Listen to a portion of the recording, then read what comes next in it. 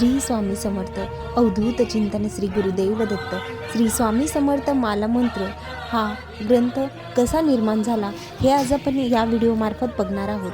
श्री स्वामी समर्थ माला मंत्र हा अत्यंत प्रभावशाली आणि पावन असा मंत्र आहे. या मंत्राचा मुख्य अर्थ म्हणजे स्वामींना वंदन करून पापांचा नाश आणि आयुष्यातील सर्व काही संकट दूर करण्याची विनवणी करणे असा या मंत्राचा अर्थ आहे. हा मंत्र कसा निर्माण झाला ते आपण जाणूया.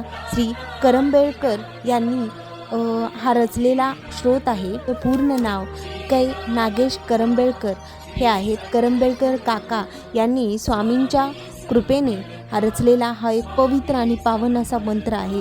या मंत्रामध्ये स्वामी भक्तांची आर्त अशी विनवणी आहे. स्वामींच्या दिव्य रूपाची तसेच शक्तीची आराधना देखील आहे. मंत्राचे स्वरूप हे ओम श्री गणेशाय नमः या नावाने होते आणि हा मंत्र स्वामी समर्थांच्या शक्तीचे स्मरण करून देणारा आणि मनामध्ये एकाग्रता निर्माण करणारा आहे. या मंत्राच्या नियमित पठणाने मानसिक शांती लाभते, तसेच आपल्याला स्वामींची साक्षात कृपादृष्टी देखील प्राप्त होते. या मंत्राचे खरे महत्त्व काय आहे ते देखील आपण या व्हिडिओमध्ये जाणून घेऊया. या मंत्रामध्ये ओम नमो भगवंता स्मरणगामी दत्तनाथा नमोजी श्री स्वामी समर्था योगी मुनी जनवंदिता अशा शब्दांमध्ये स्वामी हे साक्षामध्ये दत्तात्रयांचे अवतार आहेत हे मानून त्यांना साक्षात वंदन केलेले आहे. या ग्रंथाचे प्रमुख असे महत्त्व मानले जाते. ते नागेश करंबेळकर हे स्वामींचे निस्सीम असे भक्त होते आणि त्यांनी अतिशय मनोभावे स्वामींच्या सर्व लीलांचे आणि कृतींचे एकवार असे वर्णन करत पवित्र मनाने रचलेला हा पावन माला मंत्र आहे. या मंत्रामध्ये अनेक अशा स्वामी भक्तांची आर्त विनवणी देखील आपल्याला पाहायला मिळते. या मंत्राचा भावार्थ आपण पाहूयात.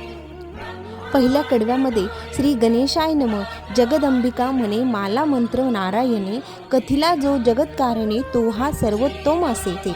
याचा अर्थ जगज्जननी माता म्हणाली की नारायणाने सांगितलेला आणि जगाचे कारण म्हणजेच आधार असलेला हा माला मंत्र सर्वात श्रेष्ठ आहे. मंत्राच्या दुसऱ्या कडव्यामध्ये पाहूया.